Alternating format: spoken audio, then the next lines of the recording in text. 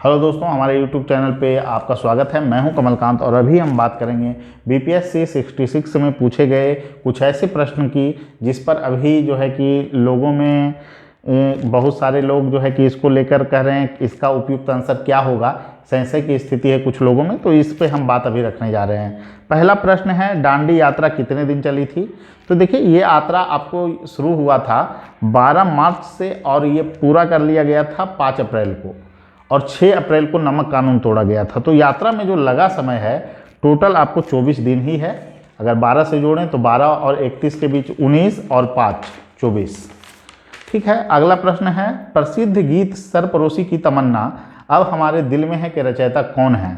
तो बिस्मिल अजीमाबादी इसके रचयिता जरूर हैं, लेकिन हो सकता है आयोग राम प्रसाद बिस्मिल के साथ ही जाए, क्योंकि इसको लेकर जो मेन अनुसंधान हुआ है वो इम्तियाज़ अहमद सर के द्वारा किया गया है। लेकिन कुछ जगह पे आपको मिलेगा कि इसमें जो है कि राम प्रसाद बिस्मिल भी उत्तर माना गया है कुछ आयोगों के द्वारा। तो हो सकता है राम प्रसाद बिस्मिल को आयोग मान ले, लेकिन इसमें जो है कि ई ऑक्शन के साथ भी आयोग जा सकता है। आगे हम लोग देख लेते हैं। एक प्रश्न है, निम्न में से कौन सा सच्चा फल नहीं है?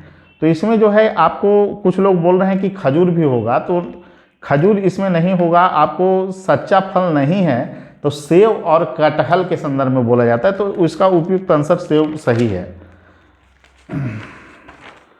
एक प्रश्न है, फैराडे स्थिरांक, इसमें बहुत सारे लोग बोल रहे हैं सार्वभौमिक स्थिरांक है, तो ये तो है ही। इसके अलावा इलेक्ट्रोलाइट में पारित विद्युत धारा पर निर्भर करता है, ये भी सही लगभग है। और इसके साथ अगर ये दोनों मान लिया जाए तो ई उत्तर के साथ आयोग जा सकता है। ऐसे डी या ई इस संदर्भ में इसमें मान सकते हैं आप कि आयोग किस में जाएगा, ये कह पाना मुश्किल है। तो आपको ज़्यादा चांस ऐसे है कि आपको इसमें आयोग ई उत्तर के साथ जा सकता है। इसके अलावा जो पहले वाले क्वेश्चन हैं उसमें भी बिस्मिल अजीमाबादी का ही ज़्यादा संभावना है मानने के पीछे, तो ये आप स्पष्ट कर लीजिए। और अगर विवादित क्वेश्चन है तो उसको आप अपने ढंग से उसको हटाते भी चलें आप लोग। पेट्रोल डीजल के अधूरे जलने से उत्पन्न होती है। देखिए, इसमें कार्बन मोनोऑक्साइड जरूर है, लेकिन डीजल के जलने के बाद उत्पन्न होता है नाइट्रस ऑक्साइड। अब अधूरा जलना, अब अधूरे जलने में ऐसा नहीं है कि नाइट्रस ऑक्साइड का मात्रा नहीं रहेगा, तो हो सकता है आयोग ई ऑप्शन के साथ जा सकता है। तो ये भी आपको क्वेश्चन है, आपको इसमें जो है कि ई ऑप्शन हो सकता है आयोग मान ले। और इसके टोटल 4 क्वेश्चन अभी हो गए, 4-5 क्वेश्चन हुए हैं लगभग। अच्छा चलिए,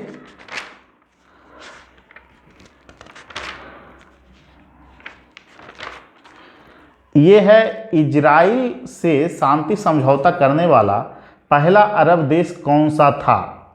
तो इसमें मिस्र ही उपयुक्त आंसर होगा, क्योंकि अरब कंट्री का संख्या आप जाइएगा विकिपीडिया पे सर्च कीजिए तो 22 कंट्री बताए जा रहे हैं, उसमें मिस्र का भी नाम है।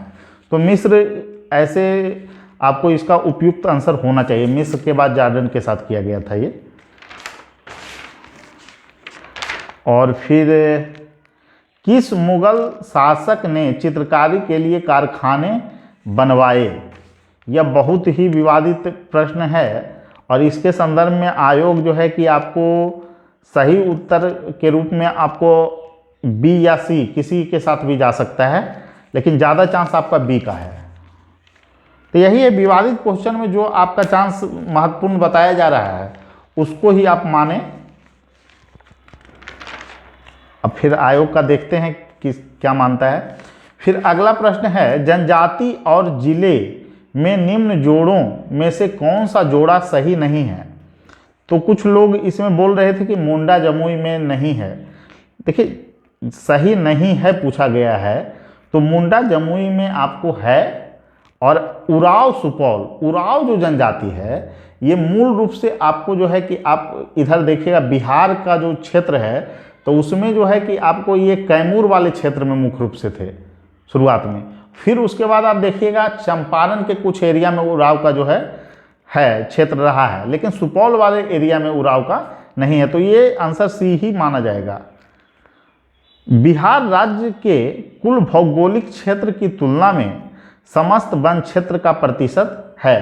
देखिए यह प्रश्न बहुत महत्वपूर्ण है और इस प्रश्न में सबसे बड़ी बात यह है कि आपको ये नहीं पूछा है कि फॉरेस्ट विभाग के अनुसार आप बताइए भारत सरकार के, तो ये तो पूछा नहीं गया है। और इस संदर्भ में 19 का एक डाटा है जिसमें बिहार सरकार का डाटा है, जिसमें आपको 7.27 वन बताया गया है वन क्षेत्र को। तो हो सकता है इसका आयोग उत्तर ए ही माने, तो ये आपको देख लेना है। फिर दिसंबर 2018 के अनुसार विश्व के निम्न देशों में से किस देश में अधिक आबादी भारतीय हैं? तो अधिक भारतीय आबादी अगर देखिएगा तो प्रवासी भारतीय को पूरा आपको लेना पड़ेगा, क्योंकि NRI जो हैं उनके जो बच्चे हैं उनको भी आपको काउंट करना पड़ेगा। तो इस आधार पे संयुक्त राज्य अमेरिका उपयुक्त आंसर होगा। भौगोलिक क्षेत्र की दृष्टि से भारत के निम्न जिलों में से कौन सा जिला सबसे बड़ा है? तो इसमें कच्छ और लेह को लेकर लोग जो है कि सोच रहे हैं क्या उत्तर होगा। देखिए जब नया नक्शा जो आया है उसके अनुसार आपको सबसे बड़ा जिला लेह हो चुका है। ऐसे RTI कुछ लोग इसमें किए हैं, जैसे ही उसका जवाब आएगा आपको इसका उत्तर बता दिया जाएगा। तो ऐसे आप लेह ही मानिए इसका उत्तर। एक प्रश्न है, बिहार के निम्न प्रशासनिक विभागीय जोड़ों में से किस जोड़े में गंगा नदी नहीं बहती है? तो इसका उपयुक्त आंसर आपको होगा कोसी और मगध, क्योंकि मगध का जो वर्तमान स्थिति है परमंडल का उसमें गंगा नहीं बहती है और कोसी में भी नहीं बहती है। कोसी में 3 जिले आते हैं, उसमें भी नहीं बहती है। तो ये आपका उपयुक्त आंसर इसमें कोसी और मगध ही होगा। और नागरिकता संशोधन कानून कब पारित हुआ? देखिए ये कानून कब पारित हुआ और इसका इंग्लिश टर्म जो है इसमें ये पूछ रहा है अमेंडमेंट एक्ट पास्ट। तो पास्ट माना जाएगा 12 दिसंबर को ही। अगर नहीं कुछ दिया है तो ये अधिनियम का रूप कब ले चुका है? तो ये 12 दिसंबर 2019 होगा और इसके लिए आपको उपयुक्त आंसर जो होगा वो ई ही होना चाहिए हमारे समझ से।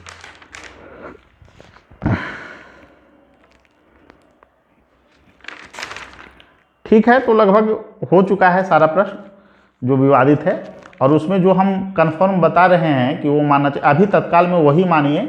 और जो हमारा आंसर की है वो भी आपको डाल दिया गया है। उसमें एक जो है गलती हुआ है, उसमें आपको हमारे द्वारा एक उत्तर दे दिया गया था, उसमें ई उत्तर दे दिया गया था। तो उसको आप लोग मिस्र कर लीजिएगा, वो मिस्र ही होगा, क्योंकि जो आपको वर्तमान दिया जा रहा है कि अरब कंट्री, तो अरब कंट्री के रूप में आपको 22 कंट्री को माना जा रहा है और उसमें मिस्र शामिल है। तो पहला कंट्री जो होगा वो आपको मिस्र ही होगा। तो इस तरह से जितने भी विवादित क्वेश्चन हैं उसमें क्या उपयुक्त आंसर होना चाहिए ये आपको बता दिया गया है। और इसमें देखते हैं आयोग का आंसर की अभी आना है और उसके बाद चैलेंज भी लोग करेंगे विभिन्न तरीकों से। तो ठीक है, सभी लोग जो है कि जिनका भी स्कोर और आंसर की भी आप लोग को डाल दिया गया है तो उससे मिला लीजिएगा। एक उत्तर उसमें आप चेंज कर लीजिएगा। जो आपको दिया गया है इजराइल से समझौता करने वाला पहला अरब कंट्री कौन है, तो उसमें मिस्र आप लोग कर लीजिएगा। और अगर मेरे आंसर की से आपका स्कोर 98 आ रहा है जनरल में, तो आपकी पूरी संभावना है कि आपका रिजल्ट आएगा।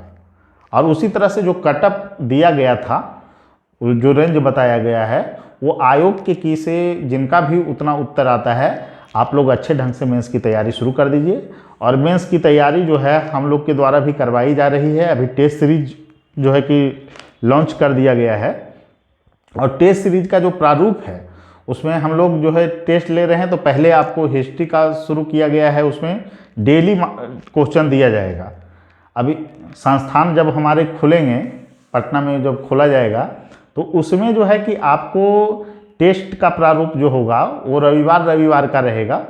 तो उसका जो है कि प्रारूप आपको बता दिया जाएगा ऑनलाइन माध्यम से। तो डेली जो प्रश्न है वो व्हाट्सएप के माध्यम से ही हम लोग चला रहे हैं। तो इसके माध्यम से आपको 9 तारीख से आप जुड़ सकते हैं। इसकी फीस जो रखी गई है 3000 रुपया है, जिसमें आपको टेस्ट भी करवाया जाएगा साथ में। तो ठीक है, सब लोग जिनको टेस्ट से जुड़ना है जुड़ सकते हैं। और आप निश्चित रूप से मेरे द्वारा जो आदर्श उत्तर बताया गया है उसको आप लोग मिला लें। उसमें मात्र एक क्वेश्चन आप संशोधन कर लीजिएगा कि उसमें मिस्र को आप उत्तर मानिएगा, जो इजराइल का समझौता वाला दिया गया है। ठीक है, सभी लोगों को शुभकामना। फिर मिलते हैं अगले वीडियो में। धन्यवाद।